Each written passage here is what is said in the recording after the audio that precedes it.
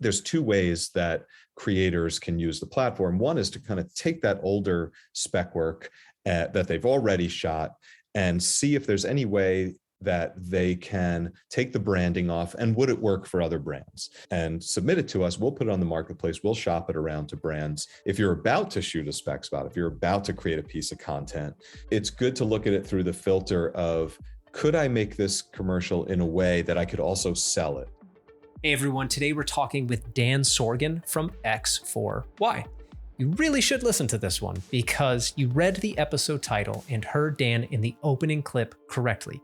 He and X4Y have created a way for filmmakers to get discovered by brands and monetize, that means get paid for, your existing footage and creative, as well as giving brands access to you and your ready-to-brand stories.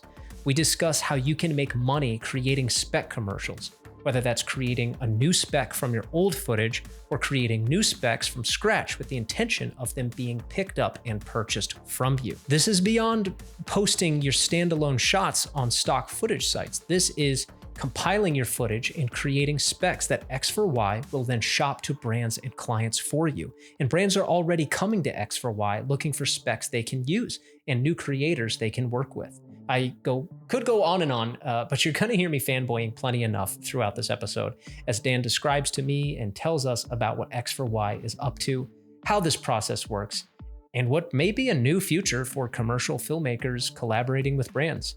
So without further ado, show. A garden of pure ideology. Yeah, just your typical Super Bowl car ad. Or a hilarious beer ad. Break was over 15 minutes ago, Mitch! I think you're the best ever. Look down, back up. Where are you? You're in the bush. Well, how am I supposed to know? I've never been there. I don't always drink beer, but when I do... I think we're gonna be here a while. Yeah, I am Dan Sorgen. I head up the creator side of a new platform called X4Y. And X4Y is a content marketplace. It is a creator community, and it is a place where creators can sell their work at the full value of their worth and really launch their career in a way that just isn't available on other platforms. And that's what excites me about it. And, I'm happy to give you a little bit of my background. Yeah, please do. So I spent most of my career in advertising. There was a brief detour into entertainment at the very beginning, but as a writer, as a creative, I had a long career in advertising. Most recently at Saatchi & Saatchi in Los Angeles, working on Toyota campaigns, leading creative for social, digital, broadcast, did a lot of TV spots. And at the same time, I've been running a website called specbank.com. And I created the site back in, I want to say 2007, because I wasn't getting opportunities to shoot TV commercials. And so I had come up with all of these TV commercial ideas and scripts and realized that there are directors who are trying to break into advertising and they need good concepts to put on their reels when they shoot spec spots to break in as and get signed to a production company. And so I started putting my scripts on this website for directors to use, and also for me to get commercials done so that I could move on in my career. And over the years, I've collected over 1,000 commercial scripts from creatives around the country. And we've had hundreds of commercials shot, spec spots, and some of them have been sold to clients, some have gone viral, and some of them have helped directors to get signed to production companies. And so, that was always sort of a side project for me, but it was last summer when I was contacted by X4Y, by Michael Sugar, who is the person behind all of this. And he had seen Spec Bank and he wanted to talk to me about how we could kind of merge and how I could help him build up the creator side of this new platform, this exciting new platform he was building. And so I said, yeah, it sounded very exciting. And I came on board. And so I've been here for about 6 months. And this is actually a very exciting time right now because the site, it's sort of been in soft launch phase for a while, but now it's going to really open up to all kinds of creators who can create sort of profile cards and really and showcase themselves and their skills to the world and to brands. And that's going to be happening starting next week. So I don't know when this is coming out, but I suspect by the time that you put out this podcast, maybe it'll be ready to go. So I do encourage your listeners to go to x4y.com and claim their profile card. Yeah. Okay. So we'll easily take up all my time with you just asking about this cool thing that you guys have done. One of the first things I want to ask, because first of all, let me just praise it for a second, because if I'm understanding it correctly, and I believe I am, you guys are creating an environment for filmmakers and commercial filmmakers who want to make commercials, to create spec work. And then your team will somehow facilitate the sale of that spec work to a company. So I believe we're on the same page. So I'll just say an example, just in case anyone's lagging behind. I shoot a spec commercial for no specific company. When we first talked, I talked about like a whiskey commercial, right? And in theory, at the end of my spec commercial, the bartender puts down glass with brown liquid in it that looks like most whiskeys. I believe it's at a high quality. So you're going to need to tell me more specifically how this will work. But in theory, I then come to you, X4Y, however that looks via your website. And so this is the right process so far, right? This is the idea of how it works. Okay, cool. So what happens next after I do that? So me and my team have made a cool spec. Now we come to you. What's supposed to happen next? So there's two ways that creators can use the platform. One is to kind of take that older spec work that they've already shot and see if there's any way that they can take the branding off and would it work for other brands. So let's say in the example of your whiskey commercial, if you'd already shot a great story around this whiskey commercial, whether it's something about family and bringing people together, if you've already shot that and you can kind of take out that bottled product shot and instead put in a logo at the end, or better yet, not have a logo and submit it to us, we'll put it on the marketplace, we'll shop it around to brands. And there are so many whiskey brands out there, maybe one of them would be interested in buying it. The other thing which you're talking about is if you're about to shoot a spec spot, if you're about to create a piece of content, it's good to look at it through the filter of, could I make this commercial in a way that I could also sell it? So same thing as looking at your older work, but when you're about to shoot something, try to shoot it or shoot a version of it where you could put a different logo on it, or we could shop it around to brands and actually sell it. So if you're shooting a spec spot, the benefits of selling that spec spot and actually having it run on TV or run in social is so great for you that it's really worth it when you're going to shoot a spec spot to try to make it so that it could be rebranded for a number of brands. Because when you sell it, it's just easier for reps. It's easier for anybody who's going to be selling you as a director to say, this is a real commercial. Maybe people have seen it, but it's definitely a big career boost for you. So this is genuinely very exciting. This is scary cool. Thank you. I'm excited about it. Yeah, there are multiple wins here across the board. So let's just come back to the example. I'm getting my friends together. You are going to help me make money off of, let's just say, all I can do. I've barely got enough resources to pull off my one location whiskey commercial. I just keep giving this thing away here, but it's too late now. All I've got is my one location whiskey commercial, which until I met you, I thought that's a cool idea.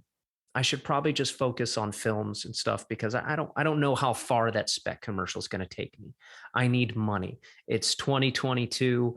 These aren't the good old days. I'm not one of the trust fund filmmaker kids. I can't just shoot stuff all the time for fun. There are people like me out there where like every single decision they make is some sort of calculated, what's the ROI of this project going to be for myself and for my friends. And what X4Y is doing, this is thrilling. I sound like a nerd. Great. I kind of want to grab the mic and be like, this is crazy, because I'm glad you share my enthusiasm. I don't do, I don't, it's like the reason I don't start a YouTube channel is because I'm not one of those, what's up guys, smash the like button.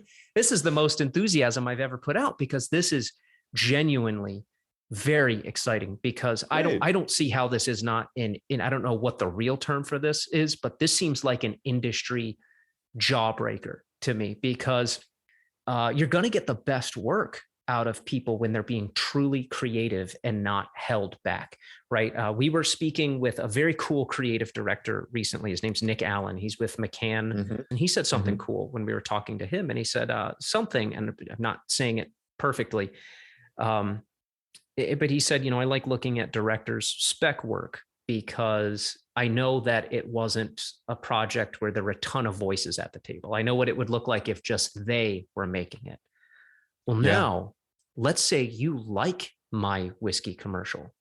Now you know that that's just me and my team and my friends. And I'm assuming, right? I can't wait to hear your feedback on this, but it sounds like I get to submit my work, which we're going to come back to how that works. And you get to go, oh, cool. This is just Cody and the gang here. This isn't the outside voices of an agency and the whiskey company. This is actually what it looks like when they just do their work. And then you get to send that directly to the company.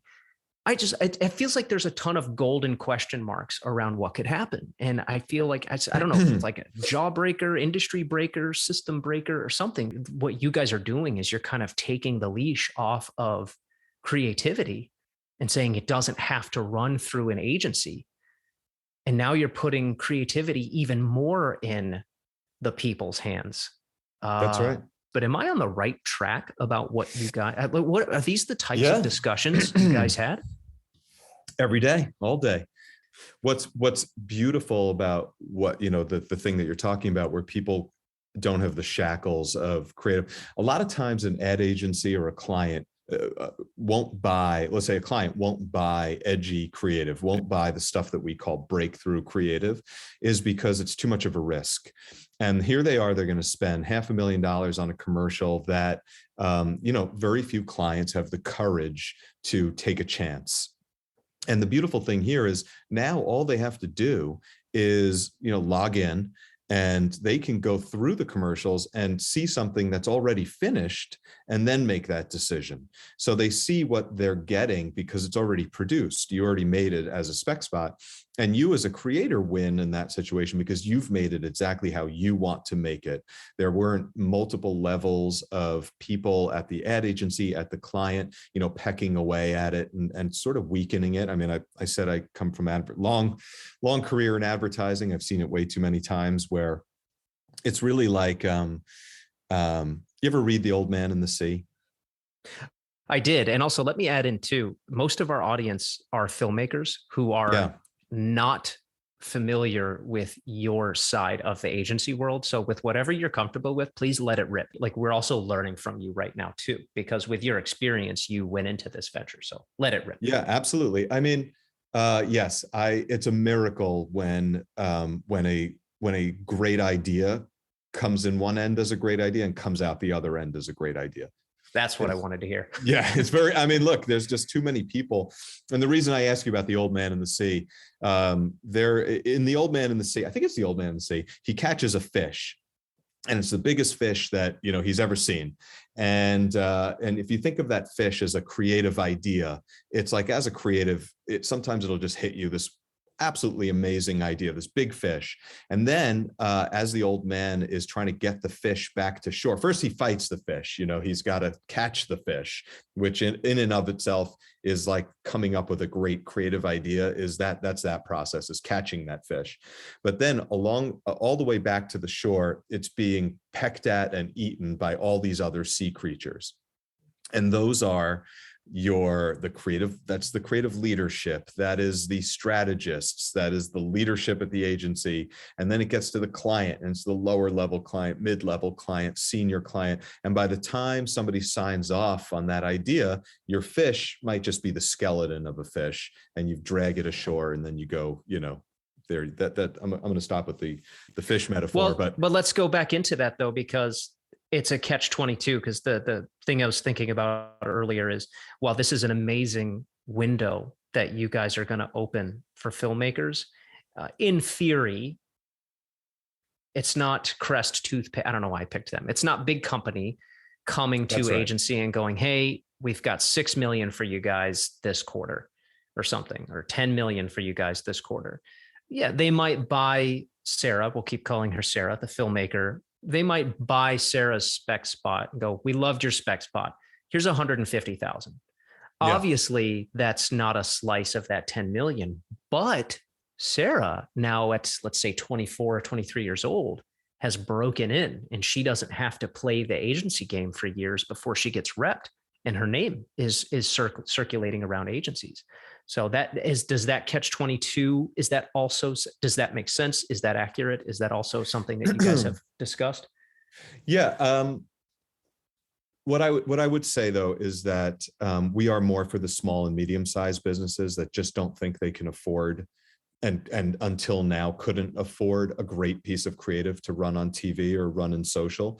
The big ad agencies, the big clients, they do have a full plan around everything that they're launching, and their strategy, and there's all these things involved in it, which makes it a little more difficult for them to just buy a piece of content like that. But for a small and medium-sized business, which might have a smaller ad agency, and they're just like looking at their budget and thinking, well, there's no way I can afford a $500,000 commercial. If they saw that a great commercial for 50 to 100,000, then they could find that money. Plus, it's fully produced. They're not taking a chance on it, and they see what it's like. They could take it or leave it.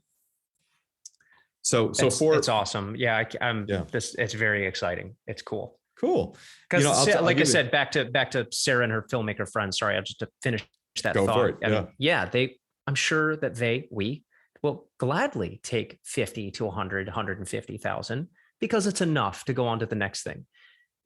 Is it agency money? No, but we've already talked about that. And now Sarah, back to the old man in the sea, like her fish gets seen in all of its glory as it was intended. That's right. The filmmaker is probably better off with people following them for them and their work that they do. We're probably going to see more of like a true, honest audience for everyone, because if someone likes that spot that you guys facilitated the selling of, they know that it's genuinely that filmmaker. And it's with agency spots, like if I see a commercial with LeBron James in or something, I don't know who did what the most. I don't know who really contributed the most. Right. Was it the Oscar-winning director who you brought on? Was it the agency? Was it the intern? Like, you really can't tell with some of these massive projects. It's all very exciting. Yeah, please keep going. Well, one thing I would say about the filmmaker, yes, there's the money component, but like you're sort of saying is the having sold a spot and now people see it on TV and it was her vision. That's what really launches your career. And, people, whenever you see a great spot that's kind of edgy and you wonder, how did they sell it? For somebody to be able to shoot a spot according to their vision for it, with all the shackles off, and then people have seen it. It's just, it's something that you could put on your reel and really get noticed for. I'm kind of saying that in a roundabout way, but no, I love how you're saying it. And maybe I'm repeating myself here, but it's filmmakers are going to love you guys. They're going to love you guys. So we've got to get to how this works, because I don't know how you're not going to get flooded. I feel like the only thing in your way right now is just getting the word out there. Sure. That is what we're trying to do right now, is get the word out there. And we're certainly getting a number of submissions so far, especially as we kind of rack up a few successes. I mean, I'll give you one example is there was a director, and if you go to our YouTube channel, if you go to YouTube and you type in X4Y, there's a testimonial there from a director named Chris Akers. And Chris shot a lottery spec spot for the purpose of breaking in and putting it on his reel. And it's this great story in the commercial. If you watch the video, you'll see it. But, he did not shoot it for any other reason but to put it on his reel and get signed to Biscuit or whatever. And And when he heard about X4Y and he sent over the spot to us, we said, well, we're going to shop this around, and there's a brand out there called Jack Pocket, which is, besides being a great name, they put on your phone the ability to buy lottery tickets like you get at 7-Eleven. And so they saw the spot and they were like, you know what, this is great. And we connected them with Chris, and they worked together. Chris hired a new voiceover person, recorded the voiceover, took their new branding, and they paid him for all that in addition to paying him for his commercial. And now it's running on TV, and it's running. Let me social. stop you. You said they paid him for the spec, and then they also hired him for a little bit extra. That's right. Yeah. There's another benefit I didn't think of. Yeah, that's right. They had him cut it down. They paid him to make a 15 out of it. And I suspect going forward, when they have, directing needs, that they'll call him again because now they've worked with him. So, once you get your foot in the door and you offer a pleasant experience, brands, they'll be comfortable with you, just like we all are. So that's a great success story. And it's an awesome. How does it work? I want to answer your question. Yeah, let's jump into that. So we also, it's interesting that we're talking about this. I forgot to tell you about this because my, one of our directors, Justin, he was like, oh, so you told him about, I don't know. I mean, of course we're allowed to talk. It was on one of our directors who we're very close to, we supported her in making this spec for Sonos, and she's a great director, and it's a beautiful spot. And I felt like I dropped the ball because I reached out to Sonos, but I was also busy doing other things, 1,000 other things like we have to do. And it's this great spot. And he was like, oh, did you tell Dan about the Sonos spot? And I was like, no, I forgot. And I totally messed up. I should have sent it to you before. You know what? I might take a break and send it to you. Let's pause the recording and then come back to it. I saw this. For example, you saw this? Yeah. Oh, wow. Okay. Yeah. Okay. I guess that makes sense. I don't know how I saw it. Maybe I saw it because of Caitlin, or because was on our website. Yeah, maybe that's why. A couple things on this spot. Number one, I'd love to be at this party. This looks like a great time. Yeah. So I think that was when I saw this, I remembered thinking that this had potential. The bigger issue would be the music, which is not really that big of an issue. I think you could change out Jimi Hendrix for something else. And that's, that's something to consider when you make a spec spot is, can the music be changed out?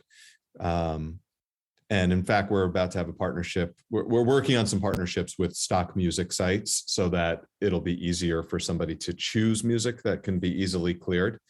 But this is a great example of an X4Y spot. I mean, if you were to cut into the spot, I know that your listeners haven't seen it, but if you were to cut into the spot a little bit later, so you're just past the Sonos product shot and then cut it before the final product shot, I think it tells a great story of any music company, Spotify. It could be, almost anything that sort of has a party.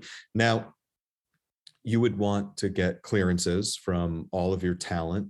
You would want to make sure that there's no whiskey bottles or anything in it that have other brands' IP, which I don't think this does, but I did see a whiskey bottle that I don't think I could see the label, but you get the gist. But it's a great example. Cool. You don't need to sell it to Sonos is my point. You could slap on different taglines and branding, and yeah. Cool. So let's come back to how it works. Process. Yeah, let's come back to how it works. I can just start asking questions. You can just tell me the ideal scenario, if that makes sense. Now, we've already talked about it quite a bit, right? I think the listeners would understand, hey, I can make specs. I can reach out to X4Y. X4Y tries to find us a company who wants to buy our spec from us, slap their product on the end of the commercial and call it their commercial campaign or something. Outside of that, tell me anything. The absolute ideal thing is if you have a commercial, if you have a spec ad, that could be that you could take the branding off of the end and it feels like it could work for a variety of brands. That's ideal. If it's 80% of the way there, and we could shop it to brands, or we could put it in our content marketplace, which is private, only brands can see it. That's the ideal scenario. Any content that a brand might like to associate themselves with is something that we are interested in selling to brands. So it could be a podcast. Yeah, it could be a podcast. There's another example. There is a director who filmed a really nice short film. It had a nice narrative over the top of it, or not a narrative, a voiceover, some dialogue from a musician. And it's just these beautiful scenes of young people doing things. And he was given the advice, cut that down to a 60, put a well-known apparel brand, I don't know how much I should say about it, put a well-known apparel brand logo at the end, and he submitted it to Cannes Young Director Award and was shortlisted for it. And not only that, this spot has now gotten him a ton of work. It's what agencies and I should get some water.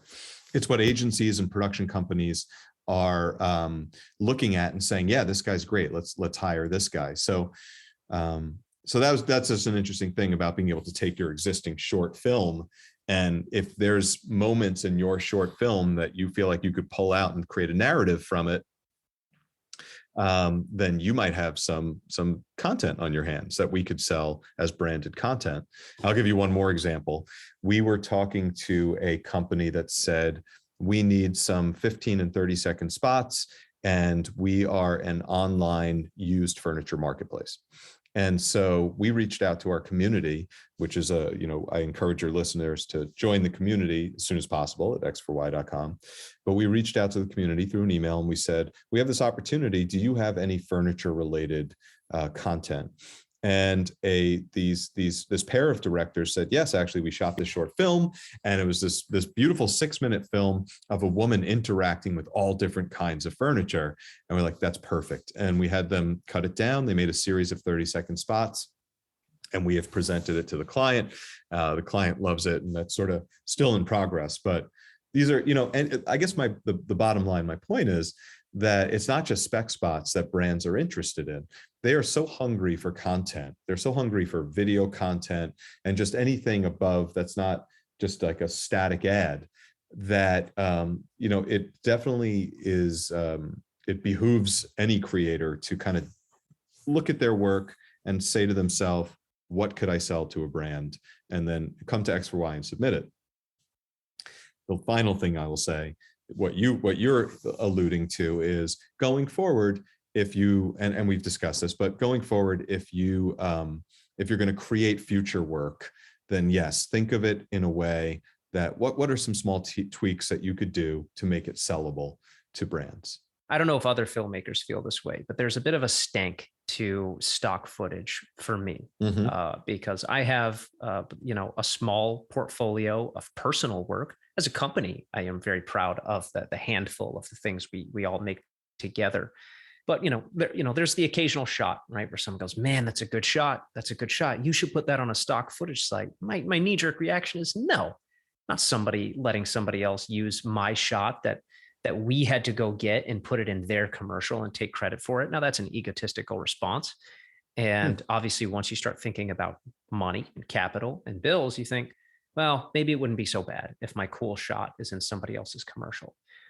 Another benefit I think you guys are adding is now what you just described is the opportunity for me as a filmmaker to cut down my own work and allow that to be part of the spec spot. It's kind of like a happy medium, potentially. I don't have to give up my few cool shots from a short film. I can cut those down myself and offer them up as their own piece. What is the system that keeps you guys from being bombarded by filmmakers once the word gets out? Well, here's how it works. So you sign up for X4Y, and then there's a process by which you submit your work. And it's very simple, very quick. You upload a spot, you upload a short film, whatever it is. And right now, we look at it. If it's a spec spot that has potential, meaning if it's a spec spot that we think could be unbranded and doesn't have a Nike swoosh throughout the entire thing, right? Because that we just can't, it's difficult to sell that. Doesn't mean you can't put it on your profile card in the community and showcase your skills.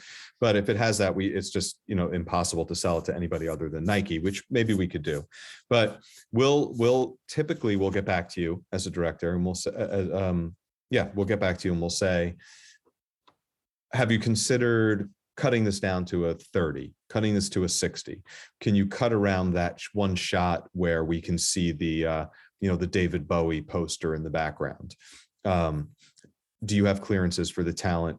Can you change the music? Because we know we're never going to be able to get Genesis to agree to be on your spec spot that we're trying to sell. There's all these considerations that you don't think about when you're making a spec spot because it's not for a broader audience, but they're not insurmountable by any stretch. So we work with you, get the spot ready for sale.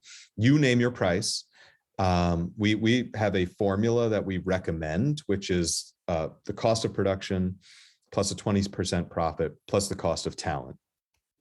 Because the talent cost, maybe your talent has gone on to join the union, or maybe there's a big difference between a broadcast use of the spot and a social use of the spot. Anyway, you name your price, you get 100% of that price. We then mark that up 10%, which the client pays to us. And so that's how we that's how we dip our beak. And then we put your spot on the marketplace. We have a sales team that also goes out and shares your work with brands. And we also invite brands in to see your work on the marketplace.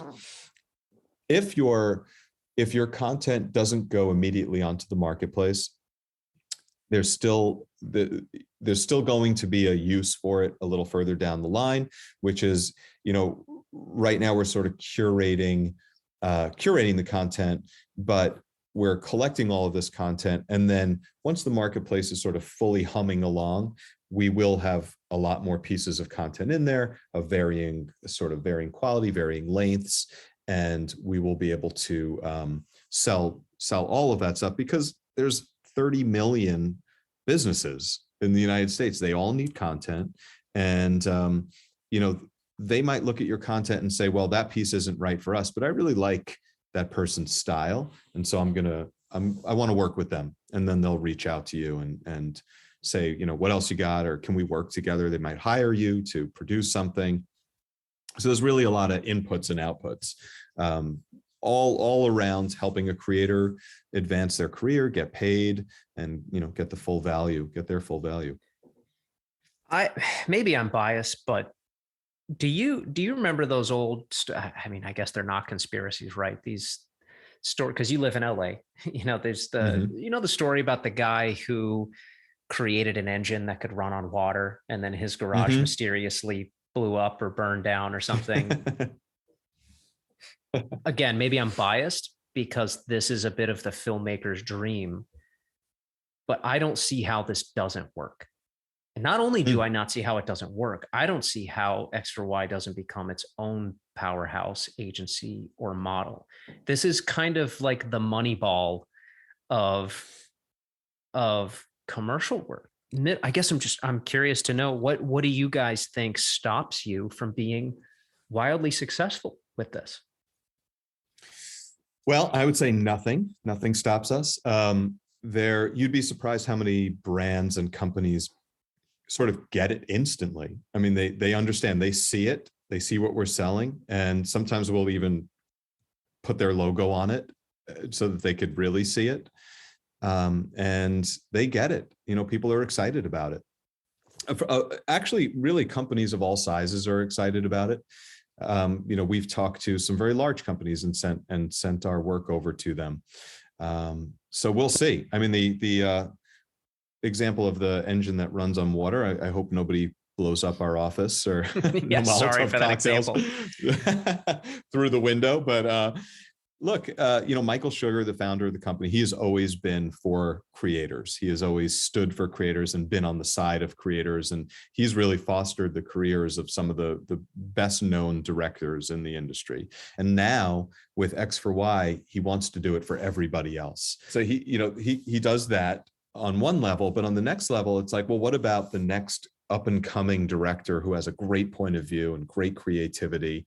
And if we could put those people together with the next up and coming brand, then they, together can achieve success. Is Michael Sugar still running the company in which he reps talent? Yes.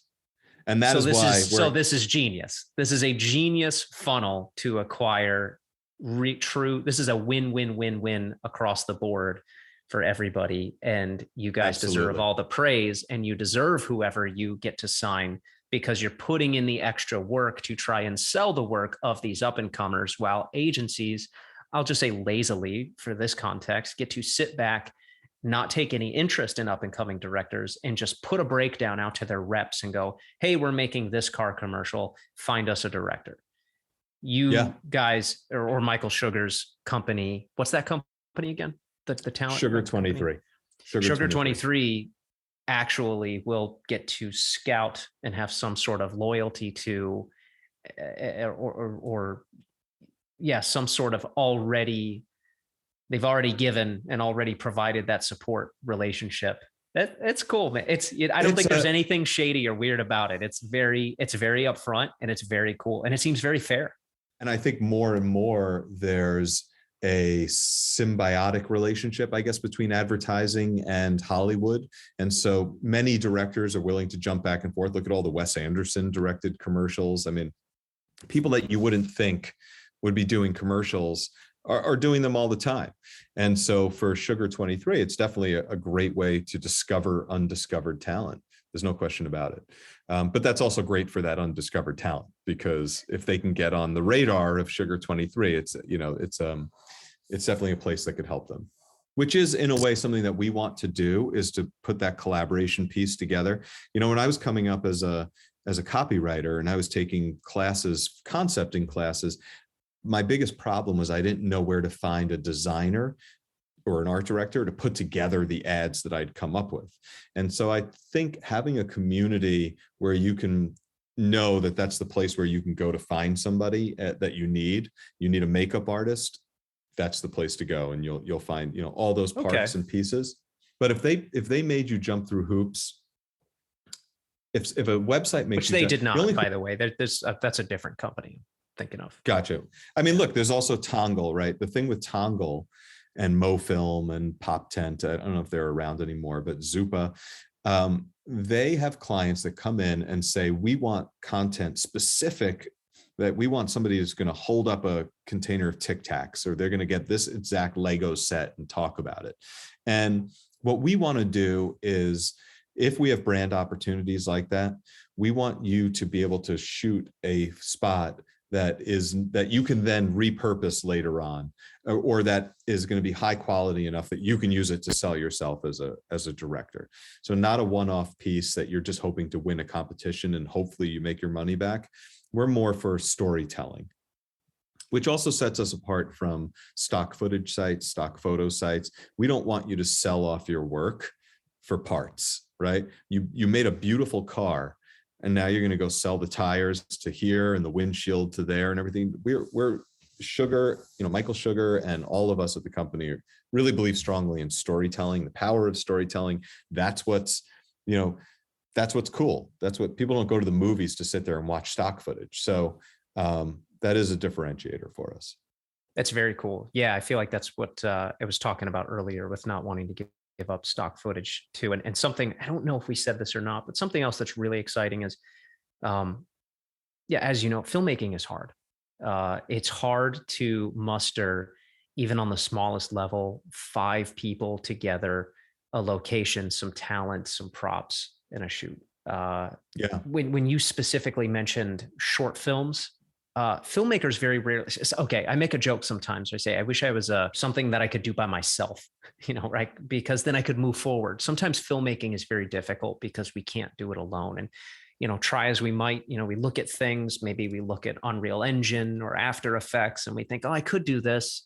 It'll take me 3 years to do one short film. Maybe it'll be worth it. And there's some people who are doing that. Sometimes it is worth it. It's a gamble. It's a risk. Now, doing nothing is, worse than feeling like you're wasting your time. But what you guys are offering is the chance to go back into things we've already shot. And that the reason I talked about this, doing something on our own, well, filmmakers know their footage, like the back of their hand, and they can actually go back into their short film archives if it's good enough, if the story's good enough. And like you said, cut that 6-minute short film down to a 30-second ad that they could potentially pay the next few months of rent with. And that is huge. So I'm not just saying that financially it's a huge benefit, but to be able to work independently, which is something filmmakers don't get to do as much as other artist types, is another opportunity you guys are providing. It's very cool. So I think I interrupted a few times. Does that make sense? That is how that works, right? Like we can. Yeah, totally. Okay. No, I love that. That's true. So what is it that you want us, and by us, let's say filmmakers, what do you want us to do? But when we first started this, you said, come build a profile, right? Like, tell me a little bit more about the process. Sure. So like I said, I think first and foremost, it's looking through your work and seeing if there's anything that we could sell to a brand. And it's not asking for a ton of effort. It's really, send us your content. And if you do have a short film that you think could become branded content, send that over, or submit it through the site. What does that look like? Just, is that sending it over via my website? Is that sending it over via my Vimeo links? Do we have to upload stuff to your website? How does that work? It is, there's a submission process, and it's, I believe right now it is, I'm going to take a quick look just to confirm this, but okay. I believe it is links, but yeah. So what you would do as a director is come to the site, you would join the site. It's a pretty quick process. And then you can go through submitting your different pieces of work. I believe it's links that we then look at. And then we get back to you and we say, we love this. What can you do with this thing? But the bottom line is for the community, if you create a profile page, it's also a simple process. And that does showcase you to the brands that we bring in. There's kind of a feel that you all are my street agent in a way. Like, I don't have an agent, but you're my best shot at getting in first, right? I don't have an agent yet, but you're a nice new step on the ladder between me and making my filmmaker dreams come true. And I mean, I say that in a funny way, but it's kind of true. You guys are this new step that is materializing right in front of us. That's right. Yeah. How? And maybe you'll get a better agent. You sell a few pieces and then you can choose your agent. Which it sounds like a win-win for everyone, because let's say some filmmaker becomes a star. Well, if you guys put that spot out, let's say Sarah is from Ohio, everyone's picking on Ohio this week. I got to pick somewhere else. Sarah from North Dakota explodes. Well, you guys get to say, hey, yeah, Sarah's huge now and she doesn't answer our calls, but she came here first. We found Sarah technically or something. We would love that to happen. Yeah, maybe Sarah goes, no, I'm sticking with the home team that made it happen for me in the first place, which I'm sure is even more of a win-win for everyone. Yeah, I mean, then we can help her sister Amy. Yeah. Gosh, Dan, is there anything else about it that we want to cover that we haven't talked about? Because I think if I keep bragging on it, I'll be repeating myself. It's super cool. And I'm going to go look at it with you, right away, as soon as we're done recording. You were saying that when the gloves are off and you're shooting a spec spot, then you have an opportunity to make it the way that you want to. But I was also thinking there is a responsibility in that, like there's a little more pressure. Like you were able to do whatever you wanted. Why did you do a sort of a lame joke ad? You know what I mean? But I don't think that's relevant. I think it's actually very cool, because something that used to bug me, and I felt like this is how I got kind of cornered into producing, well, maybe that's not a good topic to go down, but sometimes I felt like I had to be the dad sometimes in the room, because the filmmakers wanted to play and talk about ideas. I did too, but somebody has to make it, right? And when you're thinking about money and life's coming at you fast and the world keeps turning and there's rent to pay, you start to think about, like I said earlier, the ROI of the projects that you're making. I think the opportunity that you guys provide is really cool, because a filmmaker gets to say, no, you know what? Like, we're not just making some quirky short film that no one's ever going to see for the sake of my artistic talent for whatever. I don't even know the benefits of that anymore, because I think directors to get hired for features now probably have to start making their own features, probably 2 or 3 of their own features now. Used to be 1. I'd say we're getting up there in the micro budget world 2 or 3. Now a filmmaker, even if they're totally unemployed with no network, can approach a project with total confidence and go, you know what? We're taking this seriously. This is work. This is our work. And they shoot that spec spot with pride and with like extreme diligence, you know, just taking it seriously. Hey, turn that ketchup bottle around. Hey, turn that whiskey bottle around. You know, this is a commercial, even if there's no client. They get to take themselves seriously from the very start. So I think it's very cool because there's a lot of, you know, I've noticed some artists don't like other artists because there's a lot of hopelessness. You know, there's the community of artists who go, let's just support one another, even though it's hard. And then there's, you know, real go-getter artists that are like, I don't want to hear that. This is a cool way to stop, I guess, making excuses. You can take yourself seriously. You don't get to hide behind, well, you know, if the agency world wasn't so tough, or, you know, like I said, the trust fund thing earlier, you know, I say that casually. A lot of people say that with some serious resentment. You hear that often in the filmmaker community. Like, yeah, it's obviously easier for, you know, someone whose parents did a great job, by the way. I don't think we have to like villainize kids who have I mean, I certainly didn't have one. It would have been awesome. But like, you know, just because somebody's parents did a great job and gave them a trust fund, it doesn't mean they're a villain. But what you guys do, the service you provide, like you're kind of stripping away the excuses a little bit. And I think that that's really cool because now you can look right at a filmmaker, assuming the word is out. Let's say you just visited, I don't know, what's a film school, some film school in Florida, and that you get to look right at those film students afterwards and go, hey guys, there's these complaints that other filmmakers have made for the last 50 years. You don't have that excuse. There's literally a company in Los Angeles right now that will take a look at your work and try to sell it. So this is awesome, Dan. I'm looking forward to sharing your stuff and looking into it. Thank you. And you've made a believer out of me, so I'll be sharing it and following it wherever I can. But it's really cool. So one last time to hammer it home, we're going to X4Y.com. X4Y.com. You can click on the creators link and look at all the different ways that we help all the different types of creators. And you know, excited to welcome new people to the community and to be getting a bunch of new content that we can help sell. Yeah. And let me sneak one last question. I forgot to ask this. Did you say you guys are going to be putting out breakdowns as well on occasion, or could in the future say, hey, there's a company, they want something like this. If you have something like this, go ahead and submit it. Totally. And we're actually already doing that to some extent. We've sort of put it on pause a little bit while we're getting, you know, chugging towards the full launch. But yes, we have had brands, we're in contact with brands that say, we would love to buy some content. Do you have anything specific to us?